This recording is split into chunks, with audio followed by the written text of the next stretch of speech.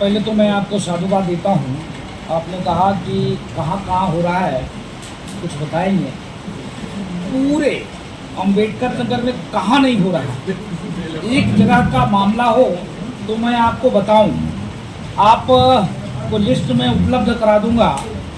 147 से ऊपर चंगाई सभा लग रहा है, मैं आपको लिस्ट उपलब्ध करा देता हूं। इसके साथ साथ जिस प्रकार से धर्मांतरण हो रहा है, वो धर्मांतरण गंभीर विषय है और साइलेंटली हो रहा है, और जिसमें अधिकारी गण भी इसमें इन्वॉल्व है और विदेशी एंट्री जबरदस्त है। यहाँ पर खोलना मैं नहीं चाह रहा था, आपने कहा कि किस किस जगह पे हो रहा है बताएं। बहुत जगह हो रहा है, मैं नाम लेना नहीं चाह रहा हूँ और मैं आपको लिस्ट उपलब्ध करा दूंगा। ये बहुत गंभीर विषय है और मैं सरकार से अपील करता हूँ, सबसे ज़्यादा ये केस है यहाँ पे धर्मांतरण का, और सरकार के पास डाटा भी है और पूर्ववर्ती अधिकारियों के पास ये डाटा मौजूद है। वर्तमान अधिकारी को भी मैं डाटा उपलब्ध करा दूंगा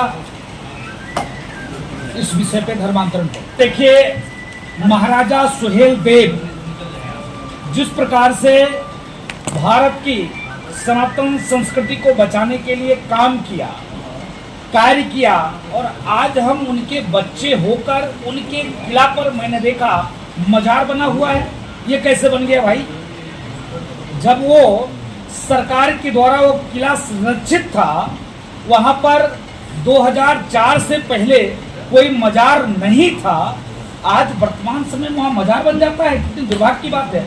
इसके नाते उस किला को मुक्ति कराया जाए और उस मंदिर को ठीक किया जाए, उस किला को। और मैं प्रत्यक्ष उसका उदाहरण हूँ, मैं रात में गया, देखा कि वहां पर किला के ऊपर मजार बना दिया गया, उसके साथ साथ और अन्य भी मजार बना दिया गया। कितनी दुर्भाग्य की बात है। और उसकी मुक्ति हो और वहां पर भव्य महाराजा सुहेलदेव का मूर्ति लगाई जाए, क्योंकि जब महाराजा सुहेलदेव की मूर्ति लगाई जाएगी तो राजभर परिवार के साथ साथ हिंदू जनमानस भी वहां पहुंचेगा, तो वहां के जो वातावरण है वो ठीक होगा और आक्रांताओं का भाव कम होगा और खत्म होगा। अब मैं बोलूंगा तो पता नहीं आप चला पाए कि ना चला पाए। आप देखिए कि गले में रुद्राक्ष की माला, हाथ में कलावा और माथे पे तिलक लगाकर, और हिंदू बहन बेटियों से मोहम्मद का बेटा ने किया छलावा। एक प्रकरण नहीं है, कई के प्रकरण है।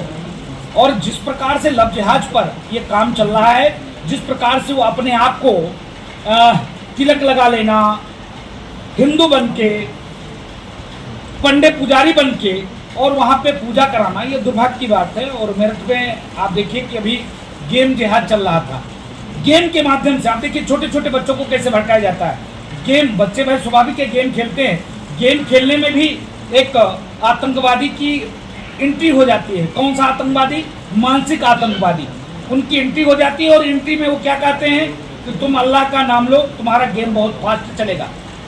उससे और मामला आगे बढ़ता है तो ये कहा गया कि तुम मस्जिद आओ नमाज पढ़ने के लिए, तुम्हारा काम बहुत पढ़ाई में मन लगेगा। सरकार में यहाँ का सांसद, विधायक, जिलाध्यक्ष ये तो कार्रवाई करेगा नहीं। कार्रवाई करेगा कौन? जो यहाँ का जिम्मेदार व्यक्ति है, डीएम है, एसएसपी है, और भी जो यहाँ पर जिम्मेदार व्यक्ति हैं, कार्रवाई उनको करना है। तो वो तो वही लोग हैं, कोई अलग से तो आ नहीं लेना है। इसके नाते प्रशासन यहाँ का विफल है। सरकार से मेरा अपेक्षा है कि सरकार प्रशासन को थोड़ी और टाइट करे। ये प्रशासन कान में तेल डालकर सो जाता है।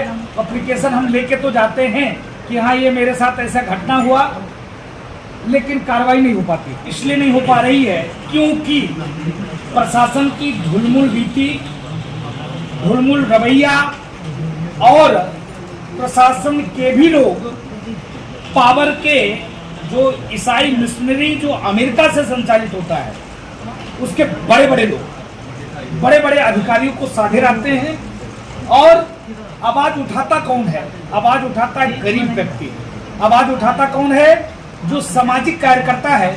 उस सामाजिक कार्यकर्ता को दबाने का प्रयास होता है, उसके ऊपर तुरंत गुंडा की बात हो जाती है। प्रत्यक्ष उदाहरण, यहाँ पर लोग बैठे हैं, उसके साथ SC एक्ट के खिलाफ कार्रवाई भी हो जाती है कि तुमको ऊपर हर्जन एक्ट लगा दिया जाएगा, तुम बोलोगे नहीं, लग भी जाता है। दुर्भाग्य की बात है कि जहाँ पर लोकतंत्र की व्यवस्था हो, डेमोक्रेसी में जहाँ संविधान की राज हो, वहाँ पर भी हमारे साथ दुर्व्यवहार हो रहा है। इसके नाते कार्रवाई सही तरीके से नहीं हो पाता है। सीमा शुद्ध रूप से ISI का एजेंट है और मैंने शुरू में कहा, जिस दिन वो आई थी तभी मैंने बायोटेक जारी किया था, प्रशासन से निवेदन किया था कि वह एक आतंकवादी संगठन से जुड़ी हुई है, इसकी जांच होनी चाहिए। मातृशक्ति के नाते हिंदुस्तान के लोग ने उसका सम्मान किया, लेकिन सम्मान का मतलब ये नहीं है हम पाकिस्तान के ऊपर भरोसा कभी कतई नहीं कर सकते, क्योंकि पाकिस्तानी का रहने वाला एक एक व्यक्ति शुद्ध रूप से हिंदुस्तान के बारे में उसकी विचार गलत है। वो पाकिस्तान की महिला है, हिंदुस्तान आई है, उसका जांच होनी चाहिए, क्योंकि मुझको शक है कि आतंकवादियों के द्वारा भेजी गई है और कुछ नहीं।